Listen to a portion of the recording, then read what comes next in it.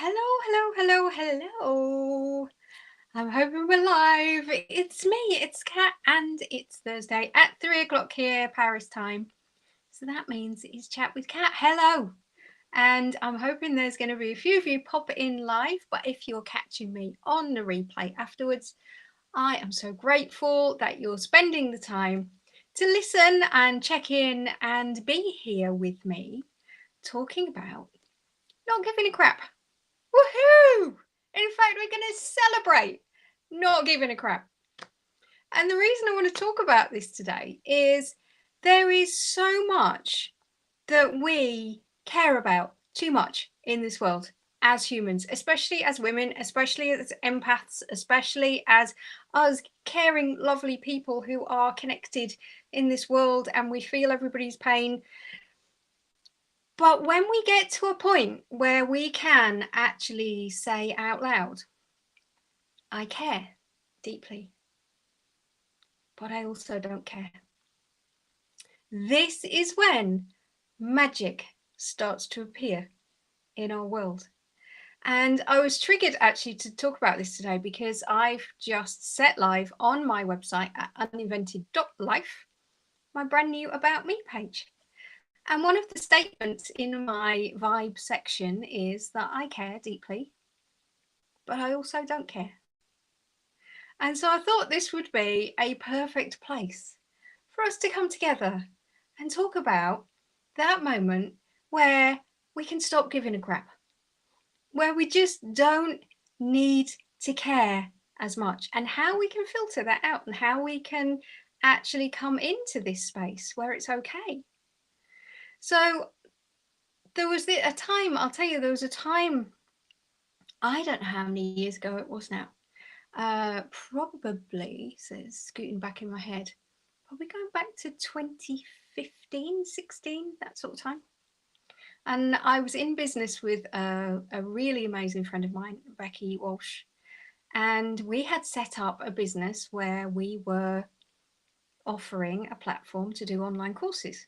Now, at that time, I know it seems impossible to think about it now, but at that time, it was kind of a new thing.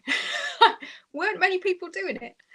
And so what we'd done is we'd had this like visionary idea, and we'd got our heads together and we were planning it all out, and we had her skills and my skills, and together we'd come together to create this amazing business.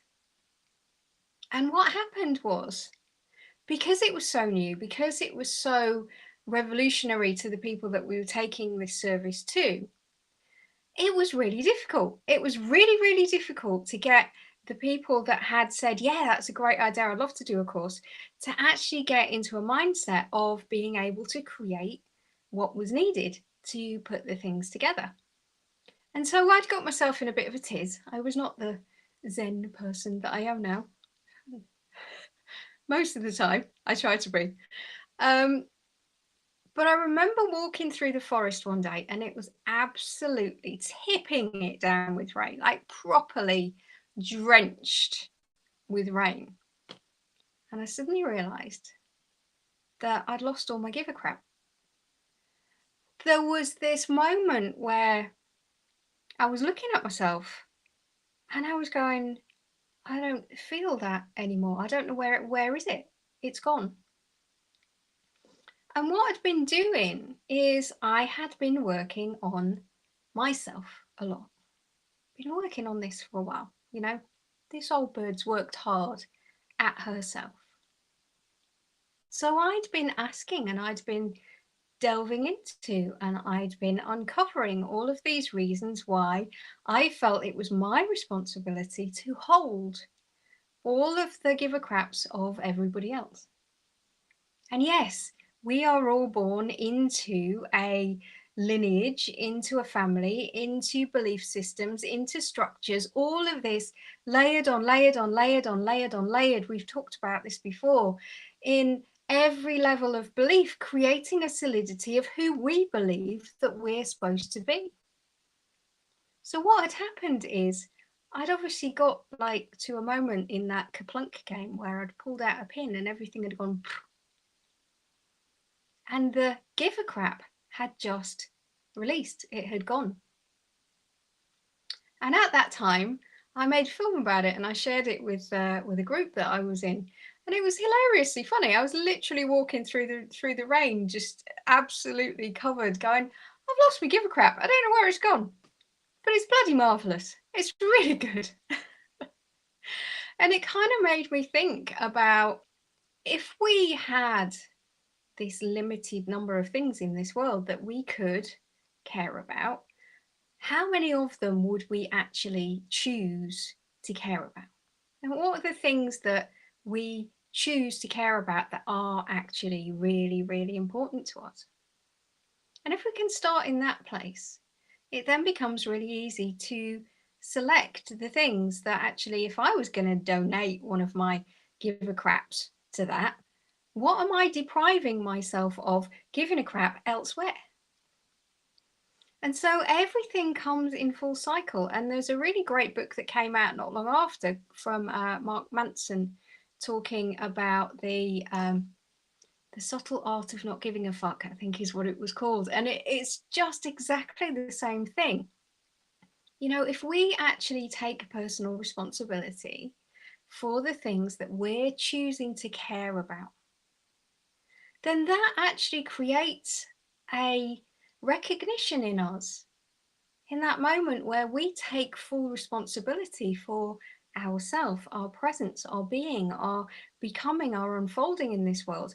We take responsibility for what we're caring about, for how we're creating from what I care about, for how we're creating the life that we're then making real around us. The choices that we'd make come from this self-responsibility, come from this space of centeredness, come from this place of, it's up to me to choose.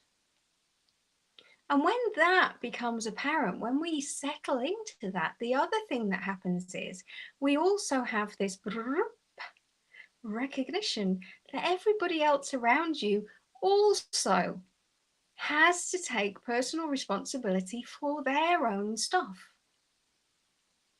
And so therefore we get this moment where it clicks, where it just leaves, where it's like you can look at the world around you and you can go, is this mine? Is this my weight to carry? Is this my worry to be worrying about? Is this my responsibility? Is this mine? And if it's not, then release it back energetically to the person that is responsible for carrying that worry, carrying that issue, carrying that element of their own life in that moment. And it doesn't mean that we can't be there for people, but it just means that for us empaths, what we have to do is we can be there for someone, but there's a great difference between being there for someone and taking responsibility for the things that they are carrying. That is the difference here. That is the magic moment of knowing that it's okay to deeply care, but also not care in that moment. Because that personal responsibility of me then is, I care deeply for you. I care deeply that you're troubled. I care deeply that you're worried. But we don't take the responsibility of that pain and worry and make it our own. Because from the place that we can create from in this world, the energy frequencies that we're putting into this world, the cleaner that we can be to understand what is mine and what is somebody else's, means that we are creating from a more powerful place. We can elevate our own energy frequency to create an ability to hold somebody in a deeper space of love if we are only carrying our own crap, our own care. It means that we can put our presence in the world in a more powerful place. We can hold that person that we're caring about deeply if we're not actually taking responsibility for their worries, for their problem, fixing their problem. And this was a transformational moment for me, was understanding the power of my being able to create in this world a more powerful presence of love, a more powerful presence of magic, a more powerful presence of allowing in new possibility and new potential, means that that is the greatest gift that I can give to anybody that I love who is going through a problem time or a troubled time. Again, this all comes down to our own personal responsibility to know, is this mine? Is this mine? Is this mine? And then letting that be returned out into the world, sending love out to that problem, sending magic out into that problem, asking for the universe to assist that problem to be cleared, but not taking it on as our own, not making it ours. Because as empaths in this world, we can absorb and choose to take on everybody else's worry and stress and emotion and vibration because we can feel it. That's how we navigate in this world. And yeah, it's difficult sometimes. That's part of this fuckery of being human, you know, especially as we are becoming more connected, more knowing that we are part of this infinite weaving of the world, means that this choice of, is this mine? And then choosing what we do when we have recognized, is it mine or is it not mine? This is how we can create from a high vibration, how we can create from this place of infinite love when we choose to not give a crap. And that phrase sounds really heartless, but in actual fact, it's about being the creator of your own vision of this world, your own reflection of this world. How do I want to be in this world? And I choose to be a powerful force of positivity. I choose to be a powerful force of there is option out there. I choose to be a powerful creator of a magnetic field of I will hold you in love. No matter where you are, I will hold space for you. No matter how troubled you are, I hold space for that. And I can only hold space for that if I am clean and clear of what are my responsibilities to hold and what are other people's responsibilities to hold. And that's when this magical moment of give a crap, we can have this moment where we're literally just watching and witnessing ourselves and go, that has gone. That overgiving, that overcompensating, that moment where we can think to ourselves, and this is a very powerful question if you are an empath, to listen to this one. Am I worrying more about your problem than you are? Am I worrying about your problem more than you are?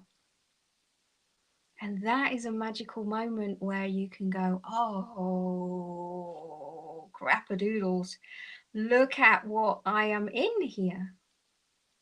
Because that is a surefire way for us to be able to recognize that we have taken on the responsibility for somebody else's own worry, own issue, own problem. And then we can make the vibrational shift to actually step out of that, to balance our own self into, I deeply care, to be able to create this energy frequency around us where we can hold that person in love. We can hold that person in the entirety of their problem. We can hold that person and we can be there for them. But it means that we are coming from a place of clear knowing of our own personal responsibility of what is my vibration that I am creating this part of my life from. What vibrational frequency am I putting into this world? What vibrational frequency am I emanating? Because if I'm emanating the worries and concerns and responsibilities of 24 people around me, what is that creating? We're amplifying the frequency of worry and concern. We're amplifying that by doing that. And that is not what I choose to be and how I choose to be a presence in this world. And the other reason I wanted to talk to you about this today is there was a very powerful new moon just passed. So whether you're listening to this live today, the new moon was yesterday. If you're listening to it on replay, there's a new moon every month. Doesn't matter. So what I'm now going to call the new moon, this is a big ta-da moment, okay? From now on in my world, the new moon is to henceforth be known as the Elvis Moon. Right? Let me explain. Because again, yesterday, there was a lot of people contacting me having wobbles. There was a lot of people that were really struggling with the new energy after the new moon. And what I intuitively picked up and what the crew was showing me so clearly yesterday was that when the new moon occurs, it's like parts of us have left the building. It's the pieces of us that we have given permission, that we've said in whatever way and in whatever ritual, whatever way we've done it, we've said to every level of our experience of life, I'm done with this. I'm done with this. So you'll know what those pieces are. You know what these weavings are. You know what this solidity is when we say, there's this moment where we just go, enough. No more. I don't want that anymore. That's not a part of me anymore. And then the new moon energy allows that to be released from us. It's like this magical moment where it just goes poof, if we let it. And so this is why I'm going to now call the new moon the Elvis moon, because it's like Elvis has left the building. The part of me that is has left the building.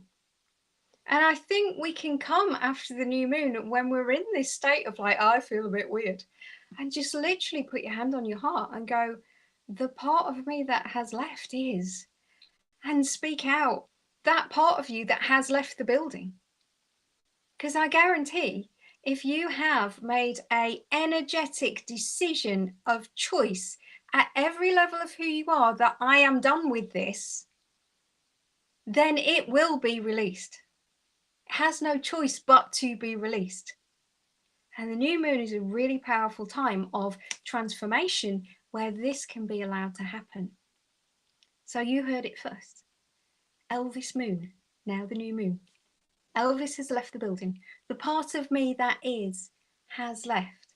The part of me that has left is. You know, we can take these moments to actually really look into ourselves and feel into ourselves and recognize that part of me that used to get so tied up about that isn't there anymore. That part of me that used to react to that isn't there anymore. And we can go looking for it and we can remember that it used to be there. We'll have an echo of it used to being there. But we give ourselves permission to go, oh, look at that.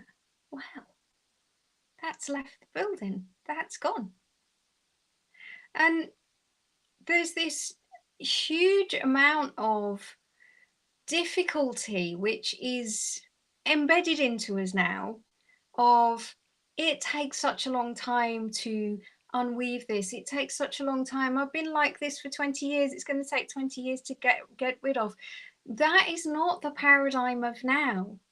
That is not the energy frequency of now. The energy shifts that are occurring now are so quick that if we actively make choice of who we want to be, the choices that we want to make, the direction we want to move forward to, the parts of us we want to feed, the parts of us we want to see more of. These energy shifts are occurring quickly now. And we can give ourselves permission to let that happen, because the solidity of it can't happen that quickly is a belief in itself. And yeah, it takes us taking this personal responsibility of, what do I want to give a crap about? What do I want to care about? What do I want to be in this world? It takes that personal responsibility of what is mine, what is not mine. It's this moment of being able to celebrate, not giving a crap, celebrate that separation, celebrate this moment of this is mine, this is me. And from there, amazing things can happen. So that's my little message for today. Very quickly talking about not giving a crap and letting your give a crap leave the building, because it's perfectly okay. You have permission. So if you would like to find out more about me and the work that I do, you can find that over on my website at uninvented.life. And on there also there is my free ebook, which is called How to Drive Your Human, which is all about these moments where we're looking around, oh, excuse me, looking around at the world and we're going, this isn't what I wanted it to be. So if you'd like to download that free ebook, you can go to my website, uninvented.life. If you want to reach out to me, you want to have a chat, if you want to tell me about the moments where you've decided to not give a crap, you want to tell me about how you're feeling about everything I've talked about today. If you are an empath that is really struggling with this, drop me a message in the comments. Let's have a chat. Let's talk about this. If you're watching me on YouTube, thank you so very much. If you're watching me on Facebook, bless you also. And I'll see you next week on Chat with Kat on Thursday at 3 o'clock Paris time. Ciao for now.